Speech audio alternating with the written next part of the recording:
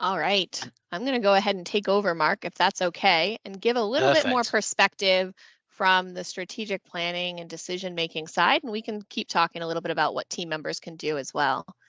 So you may be familiar with what Mark just showed, but my dashboard, I'm now logged in as a leader. I'm a decision maker. And so I got a couple other things up my sleeve that I can go ahead and do.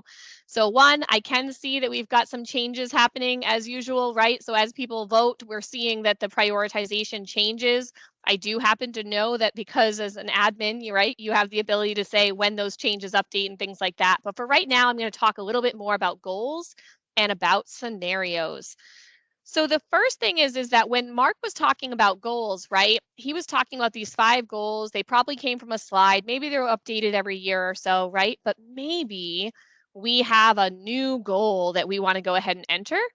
We can put information about what would be a great goal, right? Let's see here, Mark.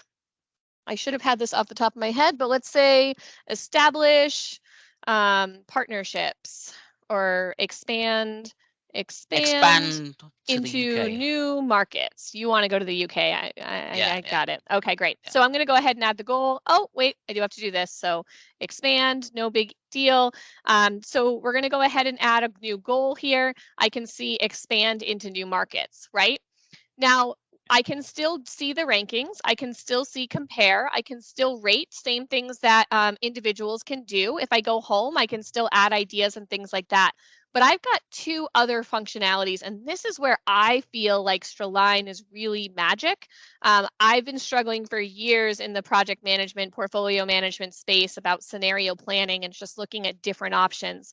So I'm going to go in here into scenario plans, and I'm going to see that there's already some scenarios here. So if I wanted to, right, I could go into one of these scenarios and see how they've ranked some different goals and things like that. And then I could choose, you know what, I kind of like this one, but I want to duplicate it and add a new one. Or I can go ahead and create a scenario from scratch. Now, what is a scenario?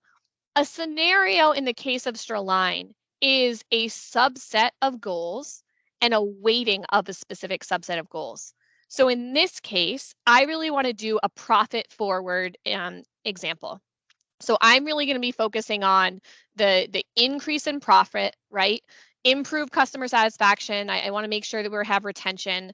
And maybe I think that we're going to go ahead and expand solution offerings. But right now, I'm not really focused on, our team members. Don't tell my team members, it's a horrible thing to say. But anyways, here I am. I'm going to do a profit forward example, right? And here I go. I'm going to go ahead and choose whether it's shared or private. Shared, I'm sure you're shocked to know that that means that other people, other leaders in your organization would be able to see your scenario. Private means it's going to stay with you. Maybe I want to collaborate with someone else as well. So I can go ahead and, add leader Mark into it as well, or add myself, for example.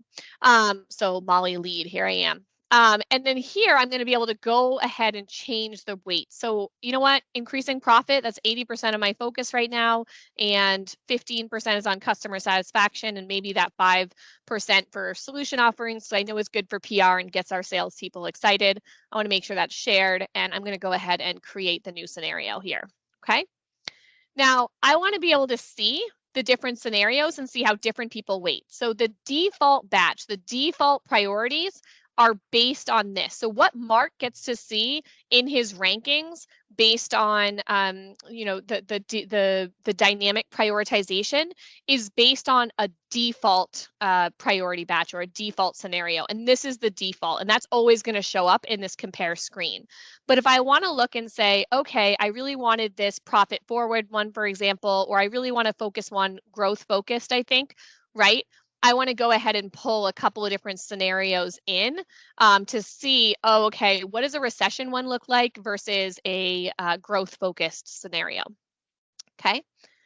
But where I absolutely love is actually the scenario planning, because now what I'm doing is I'm taking these different scenarios that I've developed with different sets of goals and different percentages for what those goals mean and like weights and things like that.